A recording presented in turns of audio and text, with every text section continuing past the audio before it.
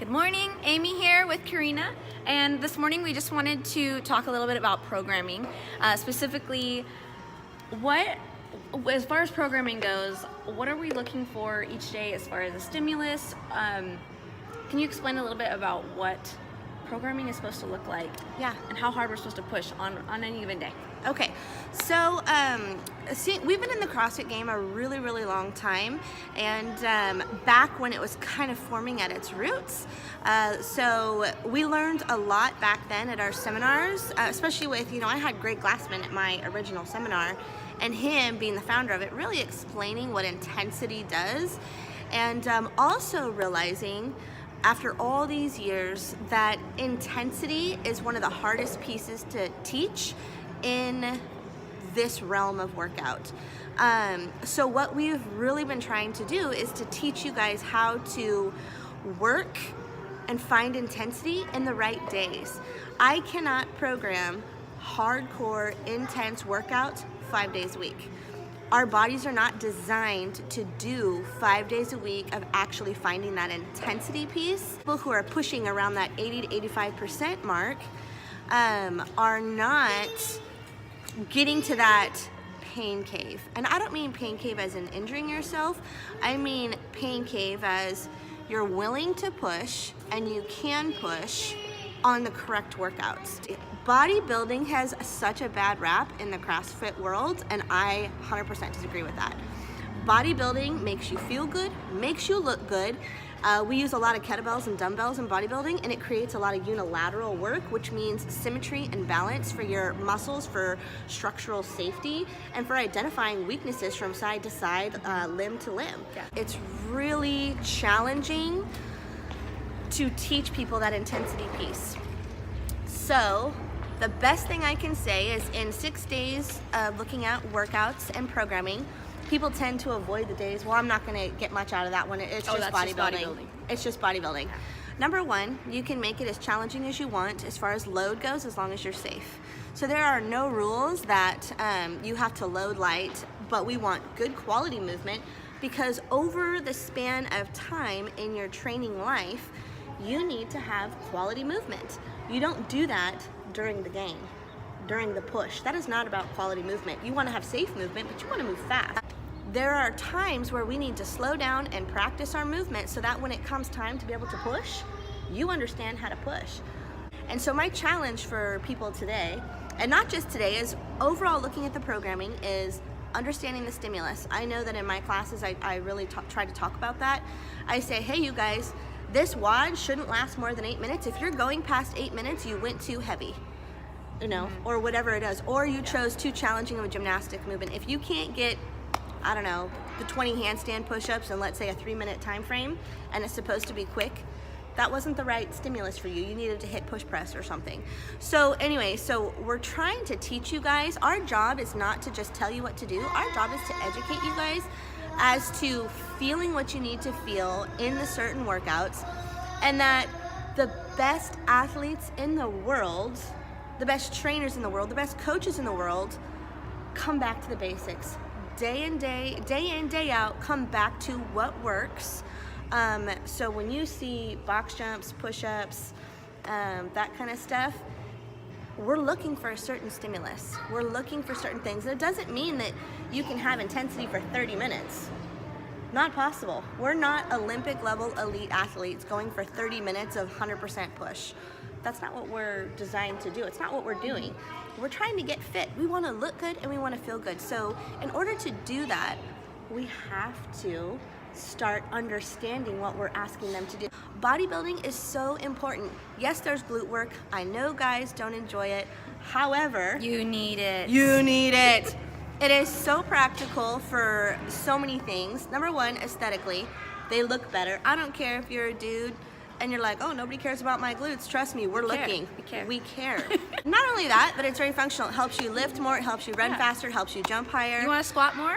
You want to get a squat PR more? in your squat? That's Or do right. some glute work. You want to do some power cleans better? You hit that glute work. And don't scoff at it. I mean, you can scoff at it all you want, really. I don't care. But do the work. Come here, do the work. It might look like a rest day. Rest days should not be looked down upon. This is not even an active recovery day. This is still a work day. You know, some of the best people in the world do this to maintain and have longevity in the game of CrossFit. This is what we deem necessary to make sure you guys stay safe, and not every day can be a game. There are practice days and there are game days, and there are moments within that where we're asking for high intensity. Tell me the point of heart rate monitors, Karina. We see a lot of people, we use MyZone here, the MyZone program, and it's worked out really well. We have several of our members that have the heart rate monitor belt that goes actually around your chest instead of, you know, some people use the iPhone or the iWatch. Yeah. Tell me the difference. So the difference is that when we use those MyZones during the workout, number one, it's projected on one of our big TVs so that you don't have to sit there, drop what you're doing, check your watch, hit some buttons. It's just blasted up there. Similar to Orange Theory. Orange Theory is actually pretty awesome what they do. And it's really big right now as far as watching your heart rate, because intensity. When you don't get to the intensity piece, number one, first and foremost, we are not revving up your metabolism for improvement and for body composition changes.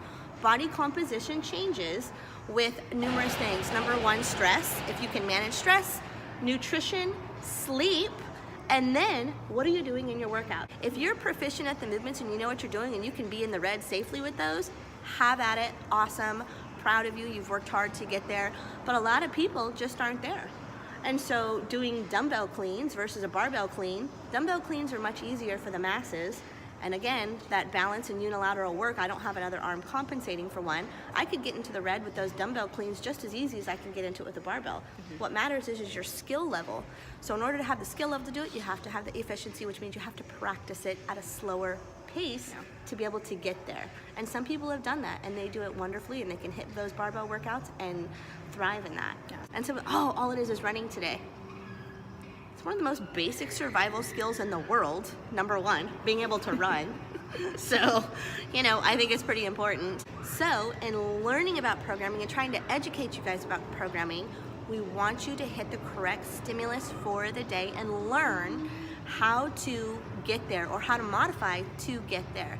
And again, the most important thing is not every day can you push with that intensity. So we are trying to build a program where we purposely back you off to let you recover and let the body adapt. If you keep pushing at that 85, 90%, you're never gonna hit that 100% to hit that next level.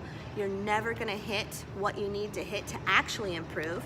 Like Greg Glassman says, he says, the game changer is intensity, but we don't do it 5 days a week. That's not what we're built to do. That's when the burnout comes in. Yeah. And that's when people stop showing up. Yep.